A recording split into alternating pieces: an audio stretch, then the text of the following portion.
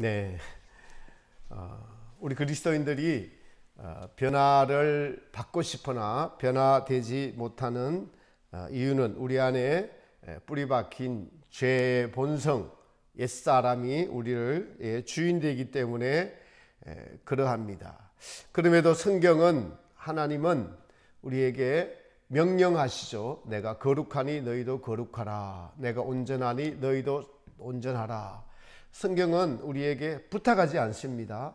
하나님은 창조주이시고 우리의 주인이시기 때문에 우리에게 사랑하라라고 명령하시고, 겸손하라라고 명령하시고, 거룩하라라고 명령하십니다. 그래서 그 명령을 피조물인 우리는 받들어서 거룩하려지려고 애써야 되고, 또 이웃을 사랑해 하려고 애써야 하고, 하나님을 사랑하려고 애써야 하는 것이 성도의 마땅한 본분임에도 그렇게 하지 못하는 이유, 오래 믿어도 변화되지 못하는 이유, 죽을 때가 다 되어도 예수님의 그 거룩함에 도달하지 못하고, 예수님의 온유함, 예수님의 겸손함에 도달하지 못하고 여전히 죄 가운데 살면서, 어떻게 보면 세상 사람보다도 뭐 크게 다를 바 없는 삶을, 그 삶이 신앙의 삶이라면은 우리는 무언가 잘못되어 있다라는 것을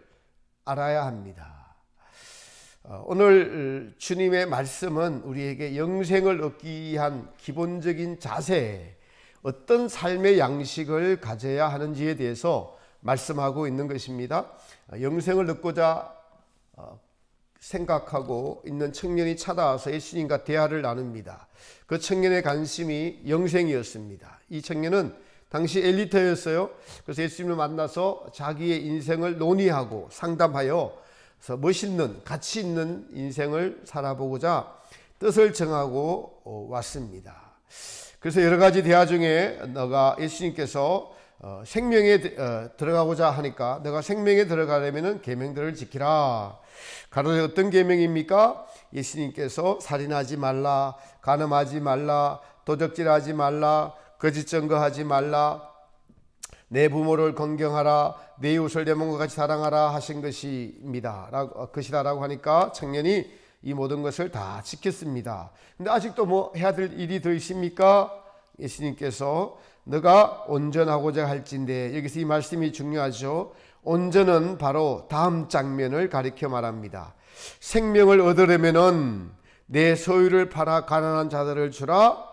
그리하면 하늘에서 보화가 있으리라. 이 보화가 바로 예수님이 주시고자 하시는 생명, 청년이 얻고자 하는 생명이었습니다. 근데 청년은 근심하고 걱정하며 돌아갔어요. 여기서 우리는 또 한번 알 수 있는 것이, 예수님이 우리에게, 청년에게 주시고자 하시는 것이 생명임을 알 수 있습니다. 많은 그리스도인들이 오해를 합니다. 예수님을 믿으면 생명을 얻었다고 하는데 그 오해예요. 오늘 본문을 보면은 그것은 바른 견해가 아닙니다. 바른 해석은, 우리가 예수님을 믿으면 생명책에 이름이 기록은 되었지만은 아직 생명을 얻은 것은 아닙니다. 오늘 본문에서도 생명을 얻으려면 내가 가진 재물을 팔아서 이웃에게 주고 나를 쫓으라. 그리하면 하늘에서 보화, 생명이 있으리라고 말씀하고 계시죠. 또 산상수훈의 마태복음 7장에 보면은 생명으로 인도하는 문은 그 길이 좁고 협착하다고 합니다. 생명을 얻고 출발하는 것이 아니라 생명으로 인도하는 문은 그 길이 좁고 협착하여 찾는 이 자체가 적다. 예수님을 많이 믿어도 좁고 협착한 길을 찾는 이가 적고 거기에 도달하는 이도 적다라고 분명하게, 생명은 좁고 협착한 문을 다 통과한 후에 얻는 것임을 마태복음 7장에서 주님은 확실하게 말씀하고 있습니다. 이 생명을 얻기 위해서 부르심을 받은 자들이 그리스도인들입니다. 그렇다면 오늘 우리는 예수님과 그 청년에 대하여서 생명을 얻기 위한 우리의 삶의 자세, 우리의 마음가짐, 세상을 어떻게 살아야 하는지에 대해서 자신을 한번 되돌아볼 필요가 있겠죠. 우리의 세상을 대하는 그리스도인으로서 가치와 태도가 틀렸다면 고쳐야 하는 것이 성도의 마땅한 자세이겠죠. 이걸 안 고치면은 우리가 10년, 20년 신앙생활을 하고 예수님을 믿는다 하지만은 되돌아보면 똑같은 삶을 계속 반복하고 있을 뿐입니다. 우리 그리스도인들은 어떻게 세상을 바라봐야 됩니까? 우리는 어떻게 이 세상에서 살아야 합니까? 그리스도인들의 정체성이라고 하죠. 그 정체성이 우리의 인생을 결정합니다. 청소년기에는 친구 잘 만나야 됩니다. 친구들이 결정을 하기도 하고 부모에 의해서 영향을 받기도 하고 선생님에게서 영향을 받기도 합니다. 지금 여러분은 누구에게서 어떤 영향을 받고 살아가고 정체성을 형성하고 계시는지요? 지난주에 제가 유튜브에서 20세기 독일의 유명한 철학자인 에릭 프롬이 인간이 살아가는 생존 양식을 두 가지로 설정하는데 그것을 소유 양식과 존재 양식으로 인간은 살아가고 있다. 그리고 모든 사람들은 이 두 가지 중에 한 가지에 해당이 된다라고 말한 것을 제가 들었습니다. 그래서 우리가 잘 알죠. 에릭 프롬의 대표적인 작품이 소유냐 존재이냐라는 것입니다. 그래서 여러분은 소유 양식에 속한 분인지 존재 양식에 속한 분인지 살펴보고 내가 어떤 인생을 살고 있는지 나의 그리스도인으로서의 정체성은 무엇인지 한번 살펴보시기 바랍니다. 여기서 프롬은 최소한의 먹고 마시는 것에 성취된다는 그런 전제 조건을 달고 있습니다. 그러나 성경은 우리에게 무엇을 먹을지 마실지 걱정하지 말라. 너희 아버지께서는 있어야 될 것을 아시느니라 라는 말씀과 또 주기도문에서 너희 필요한 양식을 위해서 기도하라 라고 주님께서 가르치신 것을 우리는 또 믿음의 전제 조건으로 전제 조건을 하고 지금 말씀드릴 수 있는 것입니다. 먼저 소유 양식을 가진 사람들은 이 경제적인 분화, 권력, 돈 이런 것들을 자기와 동일시하면서 그러한 명예나 부가 있으면은 성취감을 느끼고 반대로 이 경제적인 분화, 세상의 권력이나 명예가 없으면은 나는 하찮은 존재로 인식한다는 겁니다. 존재적인 생활 양식을 가진 사람들은 자기 능력을 끌어내서 모든 대상과 공존시키려는 그러한 삶의 양식을 가지고 있다고 해요. 그래서 이들은 상대를 알고자 배려하고 상대의 변화를 보고 즐거워하는 사람이라고 합니다. 그러나 소유 양식을 가진 사람들은 상대방에게 집착하고 소유하고 지배하려고 하고 그래서 상대의 것을 착취하려고 합니다. 이들의 소유 양식의 삶의 구심점은 대상이 사물입니다. 그러나 존재 양식을 가진 사람들의 삶의 구심점은 대상은 사람입니다. 예를 들어서 지식을 대하는 자세를 보면은 존재 양식을 가진 사람들은 깊이 알고자 해요. 어떤 말을 듣거나 하면은 살아온 것의 경험과 반추해서 연관시키는 단어를 떠올리고 생각하고 이해를 하려고 합니다. 소유 양식을 가진 사람들은 외우려고 해요. 외워서 지식으로 습득하려고 합니다. 종교로 한번 해볼게요. 종교를 하자면은 소유 양식을 가진 사람들은 맹목적입니다. 하나님을 맹목적으로 믿는다는 거예요. 또 어떤 사람을 대상으로 삼기도 합니다. 십자군 전쟁을 한번 볼까요? 예루살렘을 탈환해야 된다는 윗교황과 황제들의 이 탐욕이 사람들을 맹목적으로 만들어서 인류 역사상 가장 최악의 전쟁이 되었습니다. 맹목적이죠. 이단들을 보면은 사람을 우상화합니다. 제가 어제도 산에 가는데 거기서 어떤 여자 두 분이 대화를 하는데 한 분이 신천지인데 이분이 이제 신천지 아닌 분이 신천지에게 잘못됐다고 서로 토론을 하다가 어쩌다 저하고 대화가 돼서 제가 나중에 물었는데 이만희 씨가 그러면은 안 죽는다고 하는데 사실입니까? 그러니까 이만희 씨는 안 죽는다는 거예요. 맹목적이 되면은 그렇게 믿어버립니다. 이게 소유 양식을 가진 사람들입니다. 맹목적이 됩니다. 존재 양식을 가진 종교인들은 자기의 마음과 행동의 변화에 초점을 맞춥니다. 다시 말씀드릴게요. 존재 양식을 가진 사람들은 자기의 마음과 행동의 변화에 초점을 맞추고 살아갑니다. 그래서 이런 사람들은 능동성을 가지고 있고 독립적이고 자유로우며 비판적 이성을 가지고 있습니다. 여러분, 모든 생명체는 그 존재가 변화하고 있어요. 그 변화는 어떤 목적을 가지고 변화하고 있죠. 사실은 창조주의 목적대로 자연 만물도 봄이 되니까 꽃을 피우고 푸른 옷을 다 입었습니다. 저는 매일 산에 가서 기도하니까 지난주하고 이번 주하고 너무 다릅니다. 지난주에는 이런 높은 나무들은 아직 잎이 안 올라왔는데 이번 주는 다 올라왔어요. 그래서 이제 다 푸르러졌습니다. 푸른 것이 땅에서부터 점점 올라오더니 이제는 높은 나무까지 완전히 푸르러졌어요. 제가 과거에는 이렇게 유심히 살펴보지 않았는데 지금 그런 것을 유심히 살펴보면서 거기서 오는 생동감, 이 살아있는 생명체의 변화하는 모습, 이 모든 것들이 하나님의 뜻대로 움직이면서 사람에게, 저에게 너도 깨달으라고 알려주고 계십니다. 와우 이렇게 됩니다. 자연을 보고. 하나님의 작품입니다. 며칠 전만 해도 완전히 죽었던 고목나무에서 푸른 잎이 나오다니요. 이 사람이 할 수 없는 것들입니다. 살아있는 생명체는 변화한다고요. 겨울에 움츠렸던 새들이 다시 깃털을 갈아입고 온갖 소리를 냅니다. 생명의 변화와 역동성을 느낍니다. 이 존재는 끊임없는 능동적인 움직임 속에서 계속 변화하고 있습니다. 존재는 삶이며 활동이고 흘러내려서 흘러갑니다. 물은 고여 있으면 썩습니다. 물의 존재는 흘러서 우리 안에 들어오면 물이 생명체가 우리에게 양식을 주고 변화시킵니다.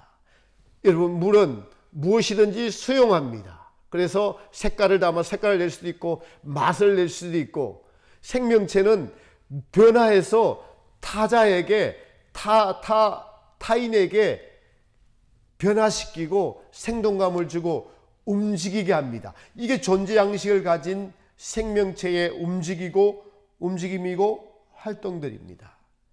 소유의 대표를 한번 살펴볼까요? 소유의 대표적인 양식인 자동차를 한번 살펴보면은, 자동차는 신분, 힘, 오늘날 이 자아의 상징이 되었습니다. 젊은이들이 집은 못 사니까 차라도 좋은 것을 갖자, 그러면서 자기의 신분을 차로 대표합니다. 근데 이게 좀 익숙해지고 습관화되면은 권태가 오게 돼요. 새로운 욕구, 더 좋은 차를 찾게 됩니다. 그러니까 소유는 필연적으로 그것에 얽매이게 돼요. 자동차 새로 사는 사람이 주차할 공간이 없다고 생각하면 바깥에 세워놔야 됩니다. 그럼 밤새 누가 끌고 지나가지 않을까 염려하게 돼요. 그 얽매이게 된다고 해요. 저자는 이런 비유를 합니다. 소유 양식은 주먹을 꽉 쥐고 있는 것과 같다. 주먹을 꽉 쥐고 있으면 고여있게 되고 죽게 되고 썩고 냄새나게 됩니다.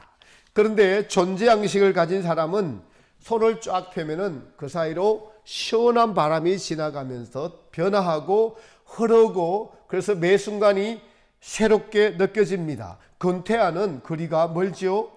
제가 늘 주장하는 말, 늘 드리는 말씀, 우리가 예수님을 제대로 알고 믿으면 반드시 변화하게 되어 있다. 존재는 변화하는 것입니다. 어떻게 변화합니까? 예수님의 모습을 닮아가는 것으로 변화하게 되어 있습니다. 소유 양식의 사람은 외부의 것이 의도적으로 나에게 들어와서 내가 세뇌당하고 조작당하는 기계와 같이 됩니다. 그러나 존재 양식의 사람은 나의 내면에서 변화된 것이, 내면에서 만들어진 것들을 자연스럽게 살면서 외부로 의도성이 없습니다. 그냥 흘러나가게 됩니다. 자기만의 삶의 의지들을 세상에 알리고 세상을 변화시킵니다. 이 존재를 유지하려면은 필연적으로 사랑하게 되고 나누게 되고 공유하게 되고 상대방을 배려하게 되고 그래서 같이 성장하게 됩니다. 그러나 소유하는 것들은 필연적으로 경쟁을 하게 되고 폭력적이게 되고 상실, 무엇을 뺏길까 싶어도 두려움과 그래서 타인에 대한 적대감을 가지게 되고 소유하게 되면 억누르고 그리고 착취를 하게 됩니다. 여러분, 우리가 노원구의 세 모녀 살인 사건을 저지른 사람이 대표적인 이 소유의식을 가진 사람입니다. 게임방에서 만났어요. 몇 번 안 만났다고 해요. 그런데도 일방적으로 호감을 가지고 스토킹을 하게 되고 소유하지 못하니까 무시당한다고 생각을 하니까 그러니까 적대감을 가지게 되고 그래서 죽여버렸습니다. 그 대상자뿐만 아니라 대상자의 가족까지 적대감을 가지고 죽였습니다. 이게 하루아침에 형성된 게 아니에요. 그 청년이 하루아침에 우발적으로 그렇게 된 게 아니라 그 삶의 밑바닥에서부터 그의 존재가 소유 양식으로 가득 차왔던 것들이 꽉 차버렸습니다. 소유하면은 놓치지 않으려고 합니다. 집착을 하게 되죠. 그래서 죽음에 이를 때면은 여러분 매우 고통스럽게 돼요. 죽음 앞에서 왜 고통스러울까요? 가지고 있던 것을 빼앗긴다고 생각하니까 지금껏 소유만 하고 소유욕을 가지고 있는데 그것을 강제로 빼앗기니까 얼마나 두려운지요. 가족을 소유로 여기면은 못 봐서 물질을 소유로 여기고 그것을 더 즐기지 못하고 그러나 존재 양식을 가진 사람들은 진정으로 사랑하면서 그 변화와 성장을 기뻐한다면은 하나님의 뜻에 맡기면서 놓아줄 수 있으며 숨을 거둘 수가 있습니다. 여기서 중요한 것이 있습니다. 존재는 우리의 삶의 체험을 중요시하기 때문에 지금 오늘 여기 이 순간이 가장 중요합니다. 그래서 철학자들은 영원은 지금이다. 그 말이 맞습니다, 여러분. 지금 나의 삶에서 내 내면에서 어떤 변화가 일어나는 것에 집중하지 않는다면은 우리는 계속 소유에 의해서 지배당해서 살 수밖에 없는 그런 존재들입니다. 이 소유는 사물과 관계하기 때문에 현재는 등한시하고 과거에 소유했던 것들에 대해서 집착하고 미래에 소유할 것에 대해서 집착을 하는 삶을 살아가게 됩니다. 우리 모두는 여기서 제가 지금껏 말씀드린 것 소유 양식은 오답이고 존재 양식이 정답임을 알 수 있습니다. 그럼에도 대부분의 사람들이 소유 양식의 삶을 버리지 못하는 이유는 무엇입니까? 세상 사람들은 그렇다고 합시다. 우리 그리스도인들이 이 소유 양식의 삶의 태도를 버리지 못하는 이유, 그래서 변화하지 못한다고 말씀드렸습니다. 그것은 믿음과 관련이 있습니다. 미래에 대한 두려움, 자기의 삶의 기준을 나와 하나님과의 관계에서 찾아야 되는데 타인에 맡겨버리는 어리석음 때문에 그렇습니다. 타인이 나를 어떻게 생각할까? 타인이 나를 어떻게 볼까? 여기에 우리가 세뇌되어 있고 중독되어 있습니다. 그리고 당장의 소유가 주는 편안함, 이러한 것들이 우리의 소유 양식에서 벗어나지 못하게 하고 그것이 우리 마음에 까리를 털고 앉아 있기 때문에 그렇습니다. 그러한 사람은 하나님의 나라의 생명을 맛보지 못합니다.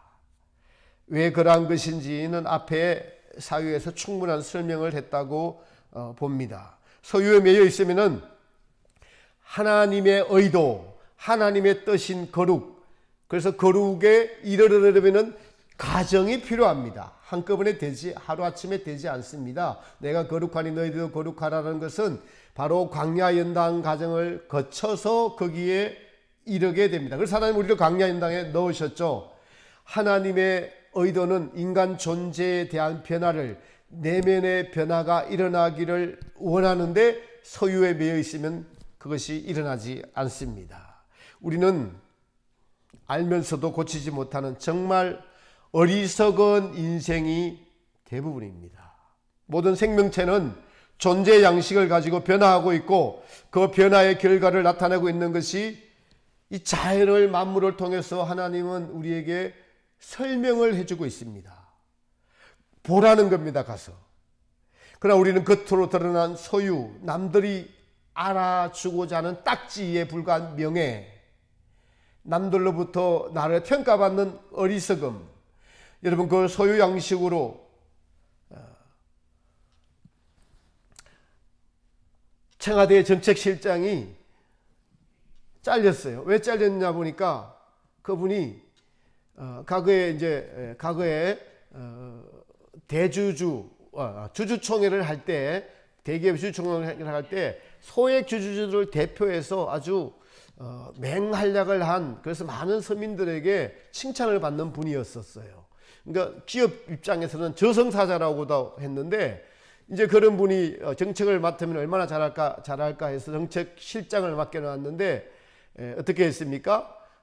자기가 이 전세에 이거 정책을 하면서 전세금을 몇 프로 이상 올리지 못하게 하는 법안을 만들고 이걸 통과시키는 그 역할을 다 했는데, 그거 하기 바로 전날 자기의 그 전세금을 상한선까지 많이 올려가지고 바로 그것 때문에 선거가 돼서 그런지 잘렸습니다.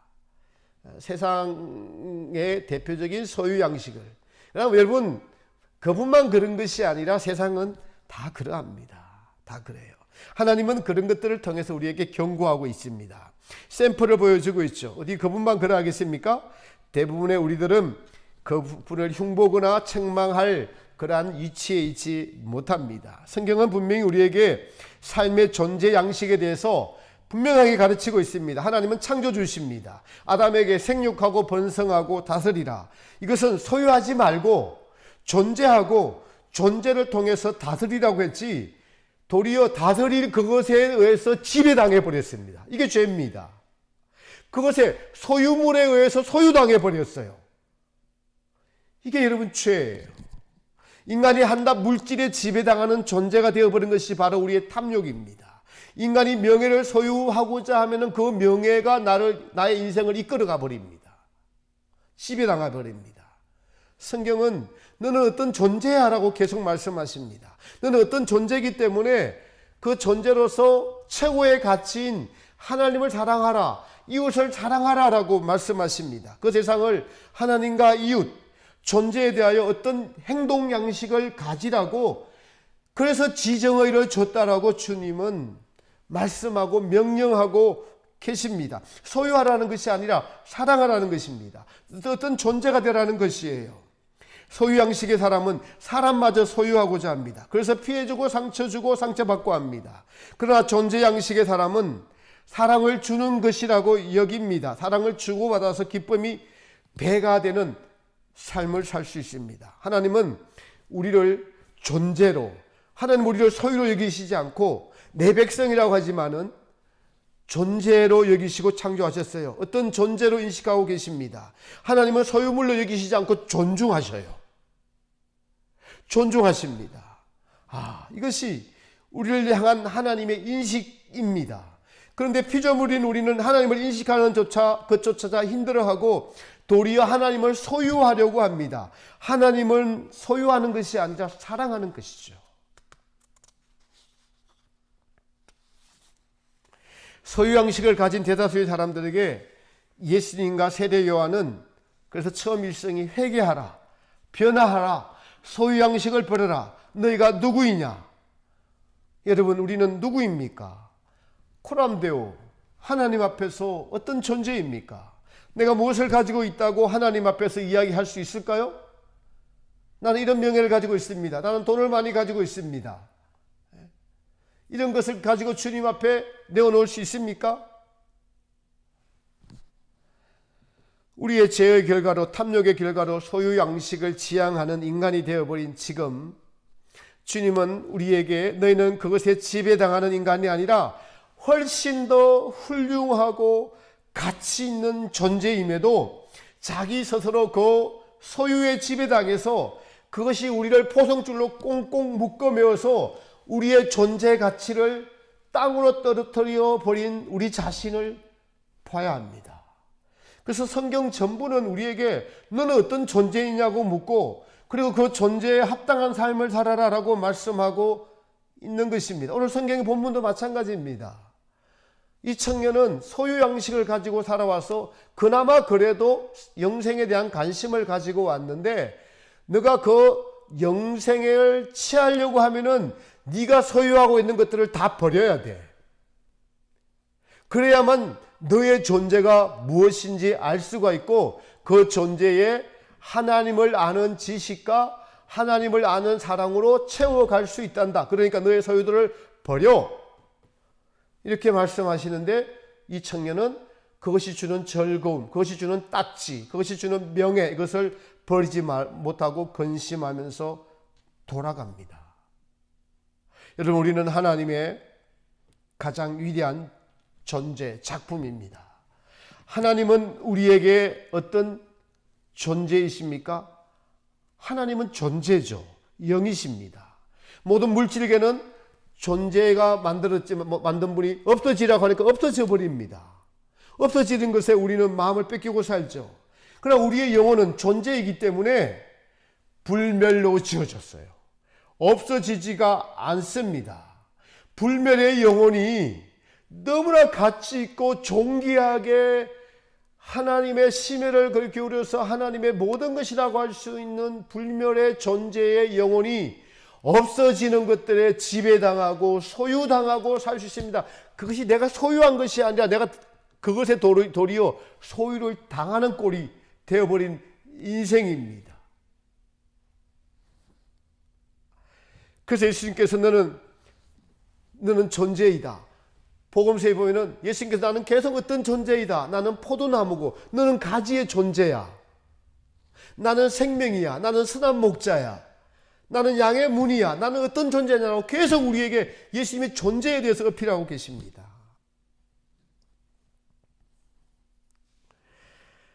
어떤 존재라고 되라고 하시죠? 사랑의 존재가 되어라. 사랑은 오래 참고 온유하고 시기하지 않고 자기의 유혹을 구하지 아니하고 교만하지 아니하고 겸손한 존재가 되어라. 겸손한 존재가 되려면 낮아져야 되죠. 그러나 반대로 소유 양식을 가진 사람은 많이 가져야 정체성이 만족됩니다. 그래서 버리지 못하고 집착하고 손아귀에 쥐고 있어야 하고 그래서 그 마음이 교만해지고 강팍해지고 이기적이 되고 더 심하게 되면 사이코패스들이 나오게 됩니다. 세상은 소유 양식을 가지고 살아간다고 하지만 우리 그리스도인들조차 그러한 소유 양식을 가지고 살아가는 것을 멈추지 않으면 하나님이 우리에게 원하시는 어떠한 인간의 변화, 우리를 변화시켜서 천국에 데리고 가서 천국 백성 삼으시려는 하나님의 뜻이 이루어지지 못합니다. 그럴 때 무엇이 옵니까? 심판이 다가옵니다. 우리는 이러한 사실을 분명히 알아야 됩니다. 이러한 위대한 철학자들을 통해서 이렇게 성경을 해석할 수 있는 좋은 길을 제시함에도 잘못된 교리로 인하여서 믿으면 천국을 따놓았다고 하는 그 잘못된 교리 때문에 소유 양식을 가진 인간들이 도무지 변화하려고 하지 않고 변화의 필요를 못 느끼지 못하도록 우리를 속이는 것, 이것이 잘못된 교리일 수가 있습니다. 그래서 성경이 의도하는 것을 전혀 알지 못하고 그러니 세상에 속해서 세상의 지배에 당하는 삶을 살아가고 있고 그러한 삶은 반드시 하나님의 심판을 불러오게 되어 있습니다. 코로나는 물질 만능주의에 대한 하나님의 심판입니다. 하나님의 집인 교회부터 먼저 세상으로부터 심판을 당하고 있는 현재입니다. 사랑하는 성도 여러분, 우리는 하나님의 위대한 작품입니다. 고등동물이 하등동물의 삶을 살고 있으니 성경은 이렇게 말씀합니다. 종기에 처하나 존귀하도록 존재를 만들어 놨으나 깨닫지 못하는 자는 짐승과 같도다. 여러분 종기에 처하는 삶의 양식을 지향하고 계십니까? 짐승과 같은 삶을 살면서도 나는 안 되라고 그 자리에 앉아서 움직이지 않고 변화하려고 하지 않고 있습니까? 우리는 종기에 처하는 변화하는 생명체, 역동성을 가지고 나를 통하여 이웃에게 생기를 불어일으켜 줄 수 있고, 사랑을 가지고 사랑을 나눠줄 수 있고, 서로 사랑으로 말미암아 생동함을 가진 인간으로 살아가도록 지으심을 받은 존재들입니다. 존재가 자기의 주인의 명령을 따라서 변화해야 되는데, 그래서 모든 생명체는, 살아있는 모든 생명체는 변화하는데 인간의 마음만 부패해지고 썩어지고 냄새나는 이유는 삶의 태도와 가치가, 그 지향이 소유 양식에 있기 때문입니다. 우리가 이러한 소유 양식에 벗어나는 것은 하나님의 빛비춤의 은혜가 있고 생각해 보는 겁니다. 나는 어떤 존재인가? 정말 나는 어떤 인간이 되고 싶은가? 타인이 내게 점수를 매기는 것에 내가 나의 인생을 맡겨도 되는가? 아니면 나의 창조주께서 말씀하시는 너는 변화하는 존재가 되어야 한다. 너는 사랑하는 존재, 너로 인하여 남을 기쁘게 하는 존재, 창조주를 기쁘게 하는 존재가 되어야 하는 것으로 지으심을 받았다는 것을 알고자 하는 그 마음이, 그 마음의 갈망이 여러분의 안에서 일어나야 됩니다. 성경의 모든 대부분의 인물들은 하나님 앞에서 자기가 어떠한 존재인가에 대한 물음을 던지고 그 물음에 답을 얻고 그 답에 도달하기 위해서 치열하게 자신을 희생하면서 사는 사람들입니다. 제가 묵상 중에 하나 깨달은 것은 저 안에 속사람과 옛사람이 항상 싸움을 하고 있는데, 이 옛사람을 어느 정도까지 싸워야 되냐면 이 속사람이 옛사람을 죽이되 피 흘리기까지 완전히 짓밟아 뭉개도 이 옛사람은 또 살아납니다. 소유 양식으로 또 가자고 하는 것. 그러나 또 짓밟아야 됩니다. 사정없이 짓밟아야 됩니다. 만물이 변화해서 생동하고 있습니다. 날마다 변화하고 있습니다. 거기에 좋은 공기만 있고 우리의 건강만 목적이 되어서 상가들을 찾지 말고, 만물이 생동하여 변화하는 것은 살아있는 존재, 생명체는 계속 변화해야 된다는 절대적인 진리를 우리에게 만물을 통하여, 생명체를 통하여 가르치고 주고 있는데, 여러분 어떠하신지요?